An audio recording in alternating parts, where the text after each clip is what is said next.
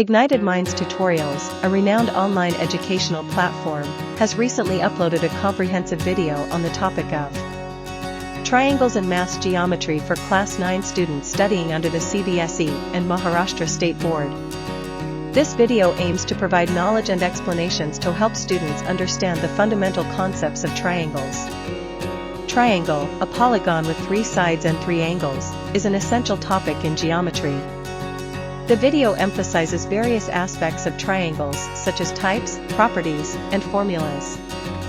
It covers topics like types of triangles based on sides and angles, Pythagoras theorem, congruency, and inequalities in triangles.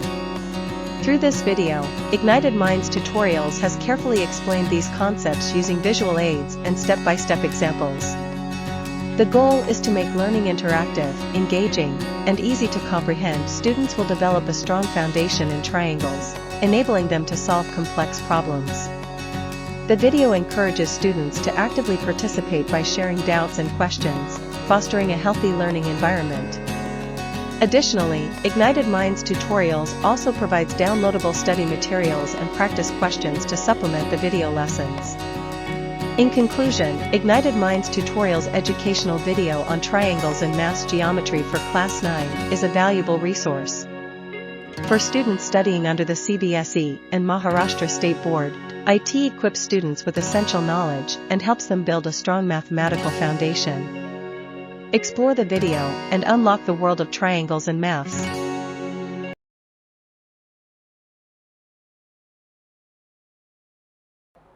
Okay बच्चा party we will start with triangles today. Triangles जो आपके geometry में भी है और इनके भी we are going to study what is basically triangles में क्या क्या प्रॉपर्टीज हैं. ठीक है, ट्राइंगल्स में क्या क्या प्रॉपर्टीज हैं, those are the things that we are basically going to consider. Okay, triangles तो ये सारी चीजें देखो आप पढ़ चुके हो. Angle A plus angle B plus angle C is equal to 180 degree. Sum of 3 angles of a triangle is equal to 180 degree, जिसको अपन क्या बोल सकते हैं, angle sum property of a triangle. ठीक है, angle sum property of a triangle. दूसरा है आपका कॉन्ग्रुएंसी. इसका आइडिया है आपको, कॉन्ग्रुएंसी पढ़ चुके हैं. Congruency, if 3 sides of one triangle are equal to 3 sides of other triangle, इनके सारे एंगल्स भी बराबर होते हैं. और मतलब एक ट्राइंगल अगर दूसरे ट्राइंगल का जेरोक्स कॉपी हो तो उसको अपन बोलेंगे कॉन्ग्रुएंट. ठीक है, पढ़ेंगे और ज्यादा इसमें. ठीक है, और क्या है भाई साहब आपकी, अगर ये आपका अलग अलग कॉन्ग्रुएंसी के कंडीशंस हैं तो we will see types of triangle on the basis of sides. अगर तीनों साइड्स इक्वल हो तो किस टाइप का ट्राइंगल होगा, बोलो, इक्विलैटरल ट्राइंगल. तो अगर तीनों साइड्स इक्वल है तो it will be an equilateral triangle. And what will be the value of each angle, 60 degree. तीनों एंगल्स भी आपके बराबर हो जाएंगे. ठीक है, ये तीनों एंगल्स भाई साहब बचपन में पढ़े हो, ये तीनों एंगल्स भी आपके बराबर हो जाएंगे. अभी तीनों एंगल्स को अगर हम प्लस करते हैं तो कितना आता है, 180. तो ऑब्वियसली बात है हर एक की वैल्यू कितनी हो जाएगी, 60 degree each. Each one of them would be how much, 60 degree each. Are we clear on this one people? Okay, so all 3 sides are equal, equilateral triangle हो गया भाई साहब. यहाँ पे 2 साइड्स अगर इक्वल हो गए तो इसको क्या बोलेंगे अपन, isosceles triangle. 2 sides are equal, it is known as an isosceles triangle. If we have like this, कोई भी साइड किसी के भी बराबर ना हो तो इसको अपन क्या बोलेंगे, scalene triangle. This is known as scalene triangle. No 2 sides are equal, मतलब कोई भी 2 साइड इसमें इक्वल नहीं है, सारे अनइक्वल साइड्स हैं. तो तीनों sides equal, equilateral, 2 sides equal, isosceles, और कोई भी साइड इक्वल नहीं तो scalene. This is something that we have already studied. ठीक है, okay. On the basis of angles, समझ लो भाई साहब आपका ये 90 डिग्री है, 40 डिग्री है, 50 डिग्री है. So what type of triangle is this, right angle triangle. आगे नहीं बैठ सकते हैं. ठीक है, so this is basically a right angled triangle, right angle triangle. okay, one angle is right angle. यहां पे बताइए क्या हो जाएगा, this will be a किस टाइप का ट्राइंगल होगा, ये स्केलिंग ट्राइंगल. ठीक है, क्योंकि अक्यूट एंगल ट्राइंगल है. क्यों, क्योंकि स्केलिंग ट्राइंगल तो है ही, यस दैट इज देयर, लेकिन अक्यूट एंगल क्यों बोल रहे हैं हम, क्योंकि यहाँ पे हर एक एंगल 90 डिग्री से कम है. ठीक है, अगर एक भी एंगल 90 से ज्यादा हो जाता है तो उसको अपन क्या बोलेंगे, ऑब्ट्यूज एंगल ट्राइंगल. ठीक है, it will be known as obtuse angle triangle. कितने ऑब्ट्यूज एंगल्स हो सकते हैं, तो आंसर इज 1. भाई एक ही ऑब्ट्यूज एंगल हो सकता है. कितने राइट एंगल्स होते हैं एक एंगल में, एक ही हो सकता है, मैक्सिमम. मैक्सिमम आपका भाई साहब एक ही ऑब्ट्यूज एंगल हो सकता है. ठीक है, 1 ऑब्ट्यूज एंगल. और यहाँ पे भी मैक्सिमम आपका वन राइट एंगल, एक ही राइट एंगल हो सकता है, ठीक है, मैक्सिमम आपका one right angle. Okay okay okay. तो आप देखो भाई साहब ये सारे आपके कॉन्ग्रुएंट हो रहे हैं। कॉन्ग्रुएंट मतलब क्या है? एक दूसरे का जेरोक्स कॉपी। कॉन्ग्रुएंट मतलब होता है एक दूसरे का जेरोक्स कॉपी। तो आप देखोगे भाई साहब ये पूरा इससे ढक जाएगा या ये इससे पूरा ढक गया, ठीक है। Okay, so these are basically xerox copies. Congruent figures हैं ये। Figures having same shape and same size are known as congruent. So all those figures which will have the same shape and size are known as congruent. Same shape, same size, same shape, same size, ठीक है, they are known as congruent, ठीक है। Okay, overlapping figures basically. Okay, जैसे आपका देखो यहाँ पे triangle है 4 सेंटीमीटर, 5 सेंटीमीटर, 6 सेंटीमीटर, 70, 80 और 30 हो गया। आपने इसको जेरोक्स में डाला, जेरोक्स करने डाला, ठीक है, तो क्या हो जाएगा? बिल्कुल वैसा ही आ जाएगा। जितने शेप और साइज का आपका A4 साइज में पेपर में ड्रॉ था उतने ही शेप और साइज का जेरोक्स करके भी निकलेगा। तो ये दोनों फिगर्स में क्या इसका AB का यहाँ पे जो आया उसका लेंथ कितना हो जाएगा? 4। BC का लेंथ कितना हो जाएगा? So will be the same length and same angles, ठीक है। So all of it will be equal. So corresponding sides of a congruent triangles are congruent. तो कॉरेस्पॉन्डिंग साइड जो होते हैं एक कॉन्ग्रुएंट ट्राइंगल के क्या हो जाएंगे? दे आर ऑल्सो कॉन्ग्रुएंट, ठीक है। Are we clear on this one? Corresponding angles of congruent triangles are congruent. तो आपके भाई साहब देखो corresponding sides मतलब ये वाला साइड और ये वाला साइड आपका बराबर होगा। ये आपका corresponding sides है, these sides will be equal and these sides will be equal, these sides will be equal. Corresponding angles are equal 70, ये हो गया equal, ये इसके equal, ये इसके equal, ये इसके equal. So corresponding angles are also equal. Corresponding sides and corresponding angles are equal. Consider triangle ABC and triangle PQR. There are 6 different ways of placing one triangle over the other among the 2 sets of vertices of the triangles. मतलब आप अलग अलग तरीके से इसको draw कर सकते हैं। दे आर, ठीक है, ABC और PQR। देखो मतलब A के साथ हम किसको कॉरेस्पॉन्ड कर रहे हैं? P को, B के साथ किसको कॉरेस्पॉन्ड कर रहे हैं? Q को, और C के साथ किसको कॉरेस्पॉन्ड कर रहे हैं? R को। तो ये ABC PQR हो गया। अभी आप क्या कर सकते हैं? ABC PQR, ठीक है, तो आपने भाई साहब रिप्लेस कर दिया, PRQ कर दिया। अभी आप B को किसके साथ? R और C को किसके साथ? Q, ठीक है। ओके, ABC और भाई साहब ये क्या हो गया? QPR। ABC और ये हो गया भाई साहब QRP। ABC हो गया RPQ। ABC हो गया भाई साहब RQP। तो अलग अलग कॉम्बिनेशन, मतलब एक को आपने कांस्टेंट रखा है और बाकी तीनों के कॉम्बिनेशंस को भाई साहब आप चेंज कर रहे हो। So there are 6 different ways of placing one triangle over the other. 6 तरीकों से हम एक ट्राइंगल को एक दूसरे ट्राइंगल के ऊपर रख सकते हैं। There are 6 different ways of placing one triangle over the other, ठीक है। ओके, सो ABC और PQR है। ABC एंड PQR आर, अब जैसे समझो यहाँ पे क्या बोला जा रहा है? Triangle ABC and triangle PQR are congruent to each other. दोनों भाई साहब एक दूसरे के क्या हैं? कॉन्ग्रुएंट है, ठीक है। ओके, अगर भाई साहब हमने ऐसा कर दिया, ठीक है, कोई दिक्कत नहीं। आप देखो ऐसे करके रखोगे नहीं होगा, ठीक है, ओवरलैपिंग नहीं होगी। ओके, सो यहाँ पे आपने क्या किया हुआ है? ABC और QRP। तो A को Q के साथ, B को भाई साहब R के साथ और C को आपने R के साथ, ठीक है। तो C को आपने भाई साहब P के साथ, B को R के साथ और A को Q के साथ। क्या ये कॉरेस्पॉन्डिंग एक दूसरे को ढक पाएंगे? नहीं, आंसर इज नो भाई साहब, ठीक है। ओके, अभी भाई साहब आपने इसको ऐसे किया तो यहाँ पे बताओ A को R के साथ, A को R के साथ, B को P के साथ और C को Q के साथ। तो क्या एक दूसरे को ढक पाएंगे भाई साहब? नहीं, ठीक है। सो ये भी नहीं हो पाएगा भाई साहब, this is also not possible. Okay, now let's say अभी क्या ये पॉसिबल है? Yes, now it is possible. तो ABC और PQR, इसीलिए बहुत जरूरी है कि आप सीक्वेंस मेंटेन करें। इसलिए it's very important that you basically maintain the sequence, ठीक है।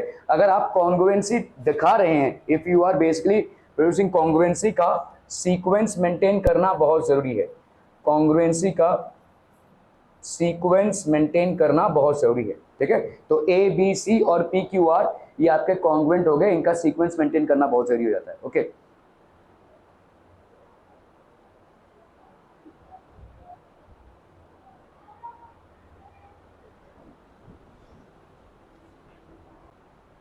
ठीक है। ओके, सो ABC भाई साहब किसके बराबर हो गया? PQR, ठीक है।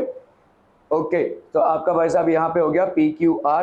तो कंसिडर 2 इक्विलैटरल ट्राइंगल्स, 2 इक्विलैटरल है भाई साहब ABC और इसका कोई भी सीक्वेंस रखो, ठीक है। तो ऑब्वियसली भाई साहब यहाँ पे क्या हो जाएगा? ABC PQR, इसका कोई भी सीक्वेंस रखो ये मैच हो जाएगा, ठीक है। सो इकलौते इक्विलैटरल ट्राइंगल में कोई भी सीक्वेंस की जरूरत नहीं पड़ेगी अगर 2 ट्राइंगल्स हैं, लेकिन बाकी 2 कोई भी ट्राइंगल्स अगर कॉन्ग्रुएंट रहेंगे तो उनके सीक्वेंस आपके मैटर करेंगे, ठीक है। You will have to arrange them in proper sequence, ठीक है। तो इकलौते इक्विलैटरल ट्रायंगल में ही ऐसा पॉसिबल है कि कोई भी सीक्वेंस रखो आपका बैठ जाएगा, लेकिन दूसरे किसी भी कॉन्ग्रुएंट ट्रायंगल में आपको सीक्वेंस को मेंटेन करना पड़ेगा। You will have to maintain the proper sequence, ठीक है, ओके।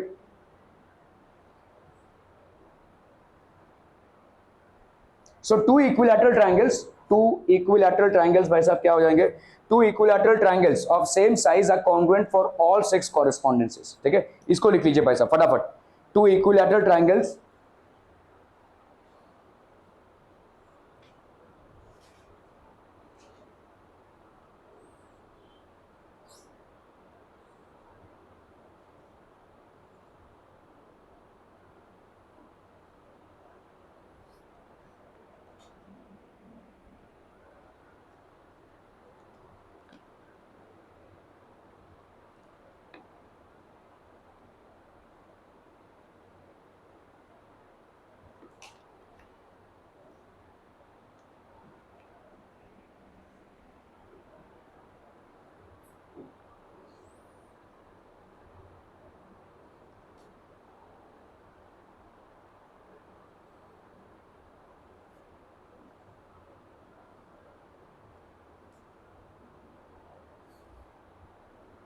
हो गया, डन।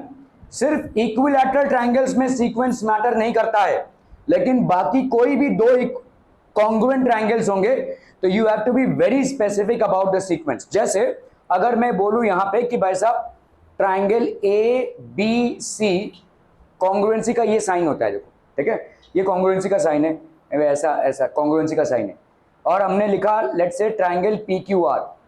बहुत जरूरी है इस चीज को पहले आप समझ लें, इसका मतलब क्या है। इसका मतलब ये है कि एंगल ए और एंगल पी बराबर है, एंगल बी और एंगल क्यू बराबर है, एंगल सी और एंगल आर बराबर है, ठीक है। So angle A is equal to angle P, angle B is equal to angle Q, angle C is equal to angle R, और क्या बराबर है भाई साहब, A B is equal to P Q, B C is equal to Q R and A C is equal to P R, ठीक है।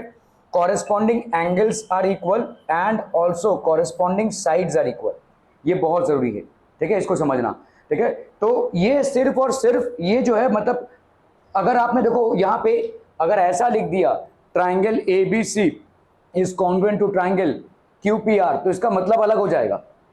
इसका मतलब हो जाएगा अभी ये एंगल ए क्यू के बराबर, क्या ये समझ में आ रहा है, ठीक है। So this has to be very clearly written, और सिर्फ इसमें आप चेंजेस तभी कर सकते हैं जब आमने सामने वाले ट्राइंगल्स इक्विलैटरल हो। तब आप कोई भी साइड उठाओ, कोई भी एंगल उठाओ, मैटर नहीं करता, क्योंकि यहां पे हर एक साइड का वैल्यू सेम है और हर एक एंगल का वैल्यू सेम है, ठीक है, क्लियर है, okay.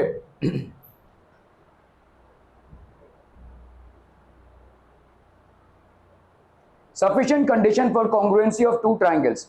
We know that 6 conditions, that is 3 pairs of sides and 3 pairs of angles are required to determine the congruency of two triangles. Congruency मतलब क्या होता है, अगर दो triangles आपस में congruent हैं, अगर भाई साहब दो triangles है समझ लो और ये आपस में congruent है, तो ये वाला एंगल और ये वाला एंगल बराबर होगा, ये वाला एंगल लेट्स से ये वाला एंगल और ये वाला एंगल बराबर होगा, ये वाला एंगल और ये वाला एंगल बराबर होगा। So all these angles will be equal, ठीक है, all these angles will be equal and all these sides will be equal as well. ये आपके sides भी बराबर होंगे, ठीक है। corresponding angles and corresponding sides of both the triangles will be equal to each other. Are we clear? ठीक है, okay. Do we really need all 6 conditions? So the answer is no, ठीक है।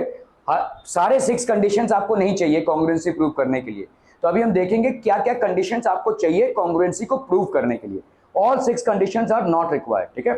So out of the 6 conditions, only 3 conditions, if properly chosen, ठीक है, are sufficient for determining the congruency of two triangles. तो इन 6 conditions में अगर 3 conditions को आपने properly लिया तो आप congruency को determine कर सकते हैं।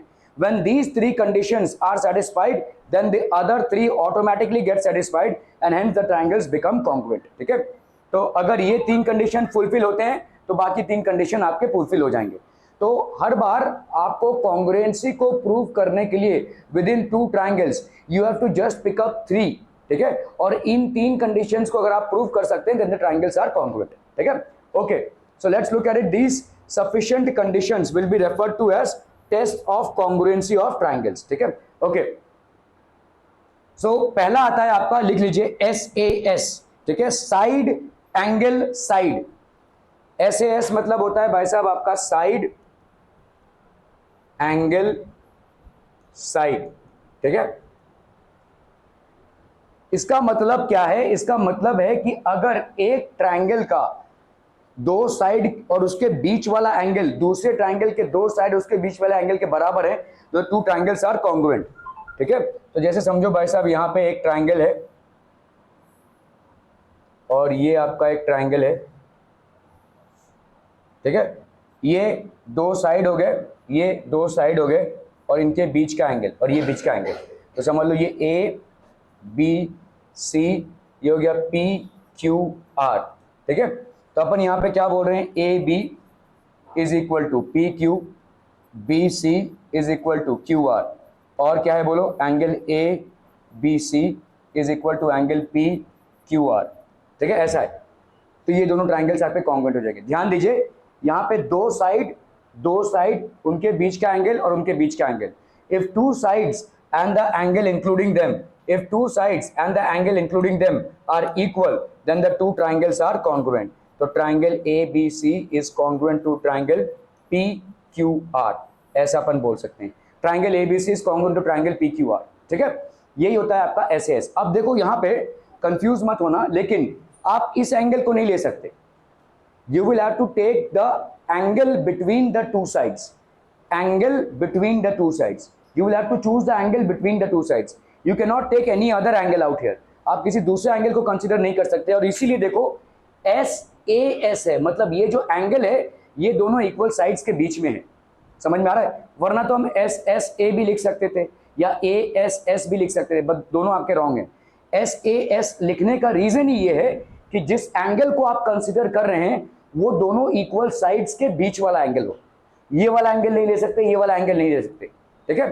सो कोई भी 2 इक्वल साइड्स अगर इक्वल हैं, को 2 साइड्स इक्वल है और उनके बीच वाला एंगल भी इक्वल है, तभी जाकर ये कंडीशन लागू होती है जिसको अपन SAS बोलते हैं, that is side angle side.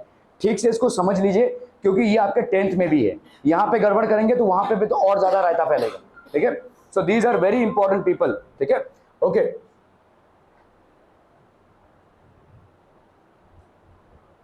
SAS criteria, when 2 sides and included angle of one triangle are congruent to the corresponding 2 sides and the included angle. Hello? हाँ